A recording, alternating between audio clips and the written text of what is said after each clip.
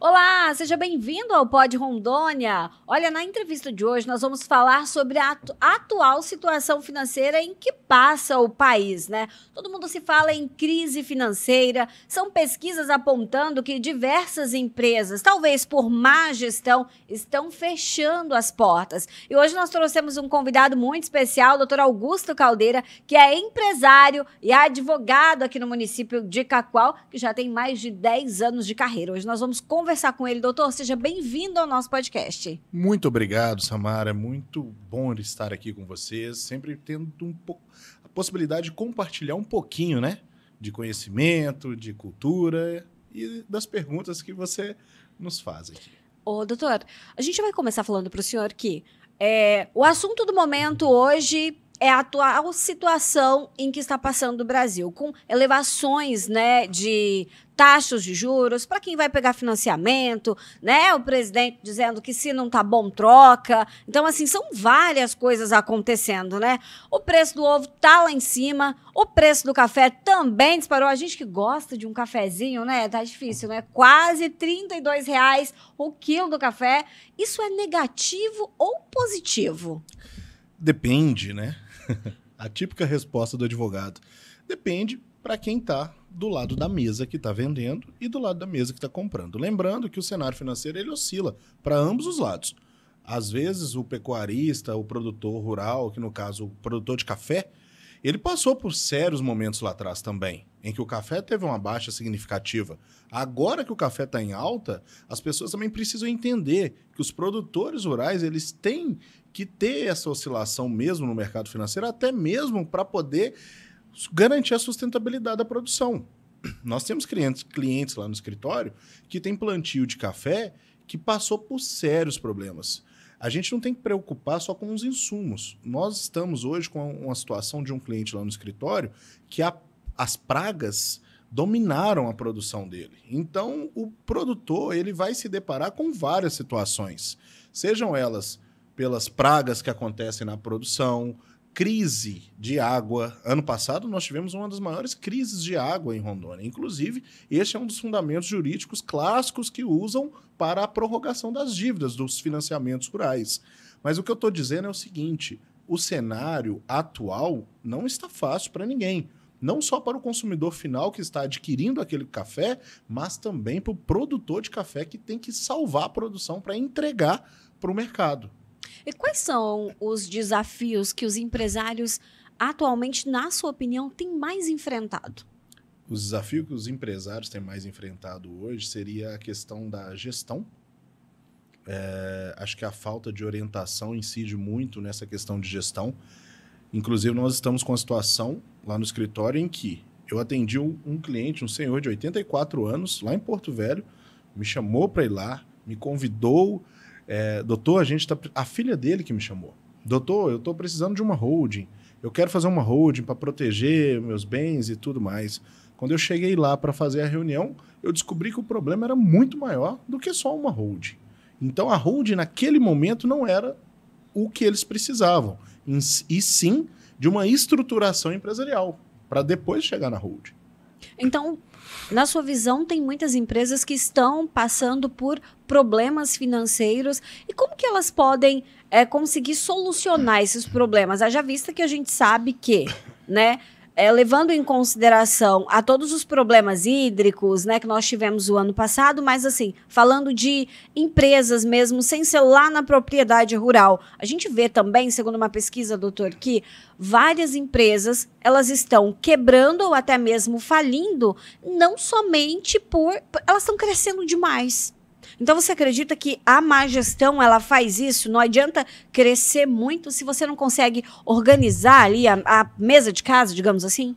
Na verdade, não existe um CNPJ bom com CPF fraco.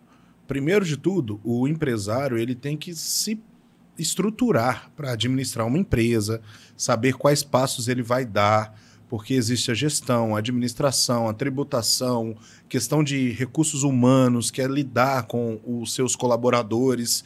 E aí vem para a tributação, que hoje em dia está cada vez mais difícil no Brasil. Mas o que eu digo é o seguinte, o empresário que tem uma assessoria bem estruturada, que pode recorrer a conselheiros, a advogados, a contadores, a pessoas que estão ali lidando com aquele problema que ele está tendo na empresa dele, mas que já lidou com várias outras empresas, pode trazer para ele uma clareza de como conseguir o resultado positivo para aquela situação. Isso que eu ia te perguntar.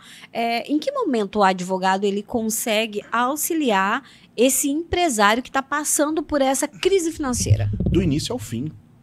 Hoje, lá no escritório, nós temos vários clientes que a gente faz a assessoria jurídica continuada, que a gente chama, que é mensalmente a gente presta serviços e faz um contrato de 1 ano e meio, 2 anos. Então, a gente orienta os empresários do início da estruturação do CNPJ, do contrato social, dos quinais necessários para que ele possa colocar no contrato social da empresa, até mesmo ao final da empresa, seja por uma recuperação judicial em caso de falências, ou seja por um M&A, uma venda da empresa, uma intermediação de negócios. E isso fora o que a gente chama de assessoria, que seria mais ou menos como conselheiros. A gente brinca que a gente para de ser advogado e vira advisor, porque a gente começa a aconselhar o empresário não só naquela questão empresarial por si só, mas também na condução da empresa. Pode falar. Vamos para um exemplo assim. 2 conselhos, 3 conselhos, não sei, acho que tem vários, né? Para um empresário que está passando por uma situação financeira difícil, mas ele precisa reverter essa situação. Quais são os conselhos básicos que o senhor diria para esse empresário? O primeiro deles é fazer uma gestão de risco. Que seria a gestão de risco? Você olhar para dentro da sua empresa, às vezes está com uma dívida fiscal gigantesca, está com uma dívida com fornecedores gigantesca e acaba se perdendo no meio do tiroteio, ele acaba se perdendo. Então, com a gestão de risco, ele consegue ali olhar qual é o maior dos meus problemas hoje. Então, eu vou resolver isso aqui. Eu sempre brinco. Primeiro você mata o bicho maior, para depois você ir nos menores. Então, você encara primeiro aquele problema que está ardendo, que está latente, que aí depois você vai de passo a passo resolvendo os demais. E a gestão de risco hoje que a gente faz no escritório é exatamente isso. A gente entra para dentro da empresa, faz um diagnóstico empresarial. O que esse empresário está tendo maior dificuldade? Hoje mesmo nós atendemos um cliente que estava só de um problema de impostos fiscais de 9.800.000 reais. Tirando isso, contratos com fornecedores atrasados. Depois disto, dívida com financiamento de várias carretas que ele tinha. E aí, por fim, questão de agiotas. Então, qual que eram os maiores problemas que ele tinha? Primeiro, vamos resolver o problema com os agiotas. Juros a 5, 6, 7, 8% mata qualquer produtor, qualquer empresário, qualquer pessoa. Depois nós fomos para os contratos que tinha com os fornecedores. Porque se não tiver fornecimento de material, de obra-prima para ele poder produzir, para ele poder entregar o produto final dele, ele também vai fechar a empresa. Depois disso, nós fomos ver os problemas com os impostos. Por quê? Porque existem impostos que ainda a gente consegue resolver de maneira administrativa, com o procurador, antes de ter sido judicializado aquela questão. Depois, os que já foram judicializados. Então, é um passo a passo, você percebe? A gente tem que entrar para dentro da empresa para entender o que ele está realmente precisando. Porque, às vezes, o que ele quer não é o que ele precisa. Existem muitas pessoas que têm medo ou vergonha de chegar e falar, olha, a minha empresa está passando por esse problema financeiro, então eu preciso que o senhor faça para mim essa avaliação aqui, porque eu não aguento mais. Porque tá difícil e eu não consigo seguir mais com a empresa. Existe ainda pessoas que sentem vergonha de expor esse problema e aí ela acaba cada vez mais tentando resolver sozinha, porque, como o senhor mesmo diz, às vezes quem tá ali dentro não tá conseguindo visualizar, né, o que está de fato acontecendo. Na verdade isso acontece costumeiramente. As pessoas, principalmente os mais velhos, têm muita vergonha de falar que não conseguiu gerir aquele negócio. Principalmente quando o negócio vem de uma sucessão familiar. Eu tô com um caso, por exemplo, que o pai pediu para eu ir conversar com o filho. Amanhã eu estou indo para essa empresa, não é uma empresa aqui da nossa cidade. Eu vou até lá, o pai está descendo de Porto Velho, nós vamos ter uma reunião. Ele pediu para eu ficar o dia inteiro dentro da empresa para entender o negócio da família, para eu tentar conversar com o filho e explicar para ele por que eles precisam que a gente dê um apoio. Então, o que aconteceu nesse caso? O pai está vindo porque o filho que ficou para gerir a empresa não conseguiu, se afundou em dívidas, e ele tem a vergonha de falar que precisa de ajuda. Então, isso acontece direto. Nesse caso, seria então necessário aí uma hold de sucessão ou não? Nesse caso, tem que resolver mesmo ali o problema, ou em questões assim, como tem uma empresa, a pessoa está precisando resolver e não consegue, a hold ela seria uma boa pedida nesse caso. Na verdade, o pessoal acha que holding é para qualquer momento, é para qualquer situação e ela é a solução de todos os problemas. Às vezes, não é o momento de estruturar uma holding. Tem muitas empresas, tem muitos empresários que, na verdade, eles estão precisando de uma estruturação empresarial para depois você fazer a holding. Um exemplo básico. A holding, um dos pontos principais dela seria para blindagem patrimonial, outro ponto seria para um planejamento sucessório, e depois a gente vai para a questão da redução da tributação e tudo mais. Mas qual que é o ponto principal? O que você vai blindar se está tudo com problema? E o que você vai fazer de planejamento sucessório se já está tudo alienado aos bancos? Então, primeiro você apaga o incêndio e depois você faz a holding. No cenário atual que nós estamos vivendo, na sua opinião, a legislação ela tem favorecido o empresário ou ela tem desfavorecido? A legislação atual? Isso. Eu acredito que tem prejudicado, não prejudicado porque sempre esteve nesse cenário, mas a legislação não tem prejudicado o empresário porque ela já era dessa forma, porém o cenário brasileiro mudou. Então, hoje, o empresário e o produtor rural, eu brinco que eles são primos, porque eles hoje estão sendo sobreviventes ao cenário brasileiro, em que os tributos estão cada vez maiores, as dificuldades estão cada vez mais latentes, e além dele ter que lidar com tributação, gerência da empresa e tudo mais, ele ainda tem que lidar com colaboradores, tem que lidar com clientes, tem que saber de vendas. É o que eu falo, precisa de um CPF forte. E como que essas empresas elas podem garantir aí empresas que no futuro elas consigam, né, se reerguer, sair dessa dificuldade? É o que eu falei. Eu acredito que, primeiramente, eles precisam estruturar a casa. Porque construir castelo em terra de areia, em areia, não vai ter base sólida. Então, primeiro, estrutura a casa, organiza tudo. Se a empresa já está funcionando, traz ali um contador de confiança, um advogado de confiança, para poder direcionar, para ver quais passos vão poder dar naquele cenário ali para não pisar em falso. Uma análise de contrato, uma elaboração de contrato, para você fazer o que a gente chama de compliance. O compliance nada mais é do que uma proteção empresarial em cada setor. No setor trabalhista, faça contratos com os trabalhadores, com os colaboradores que estão na empresa. Contratos de trabalho, definindo a função de cada um, designando cada área para não ter desvio de função. Vem aqui para a questão de contratos, elabora os contratos que vai ter de vendas, dá uma analisada melhor nos contratos com os fornecedores, vai para a tributação, vê se aquele quadro tributário está devidamente correto, se é o lucro simples, se é o real, se é o presumido, o que é o melhor para aquele empresário. Depois, a empresa tem sócio, ok, tem um contrato social, mas vamos fazer um acordo de sócios entre os sócios daquela empresa. Na ausência de um sócio, como é que vai ser? O cônjuge, a esposa ou o esposo vai entrar para dentro da empresa para delimitar o que ele quer, como ele quer, e a cultura que aqueles dois sócios haviam criados lá atrás. Você entendeu? Então, eu acho que uma boa estruturação sempre ajuda o empresário. A gente, às vezes, conversa com alguns empresários, ele liga: Augusto, eu estou precisando de resolver uma situação assim, assim, assado. Eu falei, tudo bem, mas vamos aqui, eu tenho esse produto aqui no meu escritório que eu consigo atender você na sua empresa, nos seus negócios e tudo mais. Ele, não, eu já tenho advogado aqui da empresa. Aí quando você vai olhar, o advogado da empresa está só fazendo defesa trabalhista e executando uma nota promissória, um recibo, alguma coisa. Não, gente. O advogado empresarial, ele tem que estruturar toda a empresa daquela pessoa. É o setor trabalhista, tributário, societário, civil, contratos, família, tudo, para que você proteja o empresário.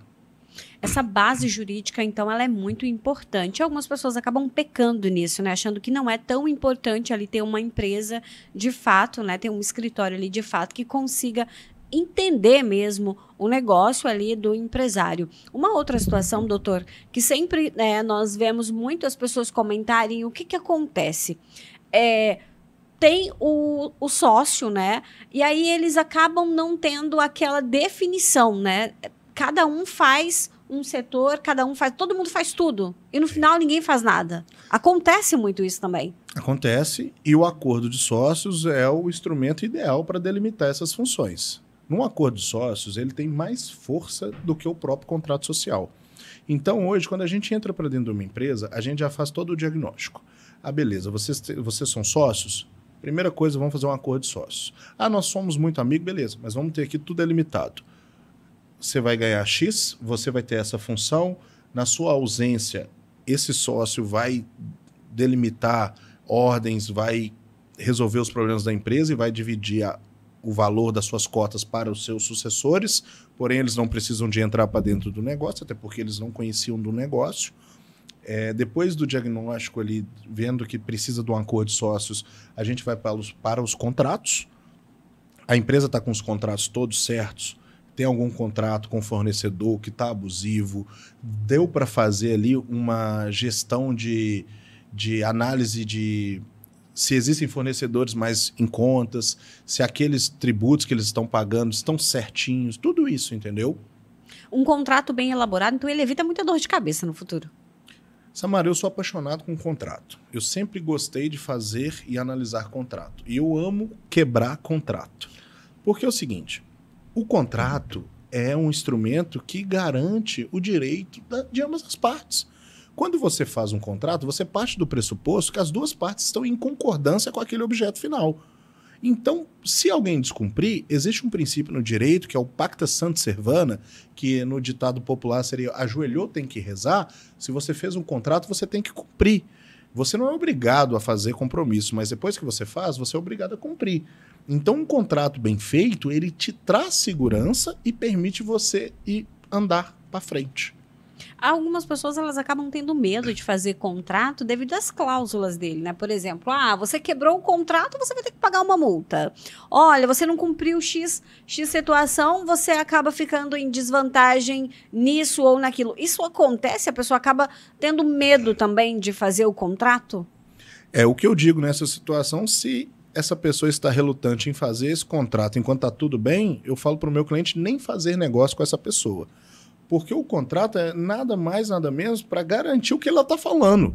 Se ela não está falando, se ela não vai aceitar fazer um contrato, que significa que ela não vai cumprir com o que ela está falando no futuro. Ou é aquela pessoa que, deu um problema, eu vou fugir do que eu falei. Não, se você falou uma coisa, você tem que ir até o final naquela situação. E o contrato serve para isso. Quando você diz que o contrato trabalhista, vale a pena fazer o contrato trabalhista, mesmo que o funcionário ele seja carteira assinada, ele seja CLT? Com certeza. Inclusive hoje, no meu escritório, eu digo que eu tenho o melhor setor trabalhista. O Ronan Caldeira é advogado há mais de 14 anos no setor trabalhista e ele é o responsável geral pelo setor do nosso escritório. Então, quando a gente tem um cliente empresarial, ele vê a questão qual que é os quinais daquela empresa, o que são as funções daquele empregado, e a gente faz um contrato de trabalho com aquele empregado, mesmo ele sendo CLT, tendo a carteira registrada. Porque o contrato de trabalho é o que vai proteger o empresário, o empregador, no final, quando ele vem ali com uma ação trabalhista, dizendo, eu fiz isso, isso, isso. Opa, peraí, mas a gente tem um contrato de trabalho delimitando o que você deveria fazer. Isso acontece muito também, né? As pessoas elas acabam indo fazer outra função por vontade própria, se envolverem em um acidente, o contrato acaba auxiliando aí esse empregador. Sim, e acaba que o empresário, mesmo ele tendo toda a organização, a fiscalização ali, acaba se envolvendo em alguns problemas. Nós estamos com um cliente mesmo que ele, durante a execução de um trabalho, um funcionário se acidentou, não estava usando óculos de proteção e na empresa tem todos os EPIs lá garantidos para os trabalhadores e nessa situação específica a pessoa estava com a máscara para baixo no pescoço e o óculos estava pendurado no canto. Foi mexer num negócio lá, deu uma explosão, voou um caquinho de vidro pequenininho no olho dela e ela ficou cega desse olho. Só que no contrato de trabalho rezava todas as cláusulas, os EPIs estavam sendo todos disponibilizados, tem uma pessoa na empresa que é responsável para fiscalizar essas pessoas que estão trabalhando, mas o fator humano atrapalha. No ato daquela situação que ela achava que ia ser tranquila, ela não usou o óculos. Aconteceu o acidente nessa situação. Então agora nós temos que explicar para o juiz porque ela está agindo de má fé, dizendo que a empresa não forneceu todas essas garantias. E aí, nisso, né, acaba tendo toda uma situação, né? Além do desgaste ali do empresário, da pessoa também, né? Da funcionária em si também, acaba tendo todo um desgaste, toda uma situação que se tivesse cumprido ali todas as normativas que a ela foi imposta, nada disso teria acontecido, tudo poderia ter sido evitado. É o que eu disse, o fator humano. É complicado, né, doutor? Muito. Doutor, agora vamos falar sobre... O senhor está há mais de 10 anos, né? Já tem 10 anos que está trabalhando, atuando como advogado. E aí, o que um advogado, o que um escritório de advocacia, ele precisa para que ele consiga startar? Hoje nós vemos que temos, por exemplo, aqui em Cacoal, nós temos faculdade de Direito, nós vemos que tem muitas pessoas, né, cursando Direito, né, para serem advogados. E aí uma grande pergunta, às vezes, que surge é o quê? Como startar essa carreira? Como conseguir ter sucesso sendo advogado? Primeiro, eu fico feliz com essa pergunta que pressupõe do nosso sucesso. Mas, obrigado, Samara. A questão é o seguinte, a primeira coisa que tem que ter é fé. E a segunda é coragem. Porque é o seguinte, não está fácil. Assim como o empresário, o advogado hoje ele precisa ser empreendedor. O advogado que não sabe empreender, não sabe lidar com pessoas, lidar com desafios, ele nunca vai dar um passo para frente. Segundo, que eu acho que é interessantíssimo é as pessoas entenderem que eles têm que buscar um conhecimento extrajudicial. Às vezes o advogado ele quer sair da faculdade, já quer abrir o escritório, já quer fazer petição, já quer fazer umas defesas. Não está na hora. Se você pegou um caso bom, chama algum colega para trabalhar com você. Ele vai te ajudar, ele já teve experiência nisso. Vale a pena você fazer parcerias. Sobre essa questão de ter sucesso na advocacia. Eu acho o seguinte, lá no escritório, eu parto muito do pressuposto que a primeira coisa que a gente tem que fazer é ter atenção com os clientes. Atenção com os clientes, responder os clientes, dar gestão dos processos, informar o cliente como é que o processo está, como que ele se encontra. Outras coisas importantíssimas lá também que a gente busca sempre é a relação pessoal entre a empresa. Manual de cultura, por exemplo, mostrando o que é a cultura do líder do escritório, porque eu não falo nem dono. O escritório está lá, tem o sobrenome, mas não está girando em torno de mim. O escritório, ele é um grupo de advogados que estão ali em busca de um determinado fim, que é o resultado do cliente. A entrega de resultados é o nosso mantra ali no escritório. Primeiro a gente busca entregar resultados para os clientes. Depois a gente prioriza o atendimento. Depois você parte para o jurídico. Mas se você quer fazer alguma pergunta mais específica...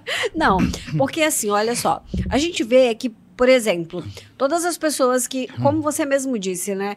Me formei, eu já quero abrir um escritório. Para você começar a startar ali, é importante, você já disse que é importante fazer esse parcerias, né? Parceria com pessoas. E um time, montando, tem lá o seu escritório, mas você precisa montar uma equipe para que ela consiga te auxiliar. É importante você saber quem está ali com você, as pessoas que você coloca para trabalhar para você, ou o resultado, ele depende muito de como o líder ele se posiciona diante das pessoas que trabalham com ele. Você acabou de dar a sua resposta. O resultado depende de como o líder se posiciona com as pessoas que estão ali com ele. Hoje, no meu escritório, eu tenho certeza que se eu estiver fora, a Lorena vai saber atender muito bem os clientes, o William vai saber lidar com todos a pasta de cliente dele, a Joyce com as deles, o meu sócio João Gabriel com os clientes, todos eles. Por quê? Porque a gente tem uma cultura formada dentro do escritório. Para você ter um time, primeiro você tem que pagar o preço. Precisa beber muita água para chegar e ter uma equipe de pessoas para que você possa liderar. Quando eu comecei, eu trabalhei de graça há muito tempo. Eu fiz estágio voluntário em setor do judiciário, escritório de advocacia privada, para depois eu começar a receber salário para ser estagiário. Então, o que eu vejo muito hoje é as pessoas quererem chegar e beber água limpa, sem ter pagado aquele preço inicial. Hoje em dia, no mundo que nós vivemos, se você olhar nessa esquina, nessa rua, nessa avenida aqui, você vai achar 5, 6 escritórios de advocacia. No escritório que eu trabalhava em Belo Horizonte, no prédio tinha 11 escritórios de advocacia. Se o cliente errasse o andar, você perdia o cliente. Então, o que você hoje tem que ter? Mentalidade, cultura, pessoas para você fazer parte de um networking de advogados, de empreendedores, de pessoas que estão ali para um determinado fim, que é ter sucesso com integralidade. Integridade. Então é importante todos esses passo a passo para se tornar aí um advogado de sucesso. Eu acho o seguinte, eu estava até conversando hoje com o Gilson, meu personal. Para você ser advogado de sucesso hoje, até estou falando o que eu acho. Para você ser advogado de sucesso hoje, primeira coisa que é pressuposto básico é você estudar. Tem gente que faz a faculdade pelas coxas, tem gente que faz um negócio, mas não consegue dar seguimento. Primeira coisa, pressuposto básico é estudar. Segundo, saber lidar com problemas. Às vezes os problemas aparecem, as pessoas se frustram, ou as pessoas travam, ou as pessoas querem buscar responsáveis para aquilo e não mata no peito. Opa, peraí, deu esse problema? Deixa eu ver o que é o melhor caminho a se tomar. Ah, aconteceu isso? Vamos fazer dessa forma. Ou, poxa, não sei como é que resolve. Ô fulano, você passou por uma situação assim, assado e tal, como que eu resolvo? Pronto, você já tem ali um discernimento para ficar mais tranquilo. Segundo ponto que eu acho é pressuposto, saber lidar com problemas, saber vender. O advogado precisa saber vender, porque nada mais é do que uma venda. Quando o cliente chega lá no seu escritório, se você querer só sugar, você não vai ter mais aquele cliente. Primeiro, entrega. Fala com o cliente o que é preciso fazer. Hoje, quando eu marco a reunião comigo lá no escritório, o cliente chega, eu entrego para ele o que ele quer fazer. E ainda falo, se você quiser contratar outro advogado, fala para ele seguir este caminho. Eu estarei aqui para resolver o seu problema, mas fica à vontade. Todos voltam. Por quê? Sentiram confiança. A confiança, ela é uma chave, né? Ela é uma chave que quando o cliente ele chega ali para conversar com você, que ele tem um problema, se você conversa com ele e ele não sente confiança em você, você acaba não fechando com o cliente. Sem dúvida, Samari. Já dizia o velho ditado, a advocacia não é profissão para covardes. Primeiro você tem que estar disposto a enfrentar aquele problema. Se a pessoa está te contratando, é porque ela já não consegue mais resolver. Então, quando você entra para o jogo, você tem que estar disposta a fazer gol, a ganhar o jogo. Não existe esse negócio de perder faz parte. Não faz. Pode acontecer? Pode, mas vai atrás do resultado. Porque tem a segunda e tem a terceira instância. Então, entrega o seu melhor para aquele cliente que te contratou. Porque, no final das contas, por mais que se o caso não for um caso de êxito, você diminui a perda do cliente e você ganha a confiança dele. A para que num próximo serviço, num próximo contrato, ele lembre de você e te indique para próximas pessoas.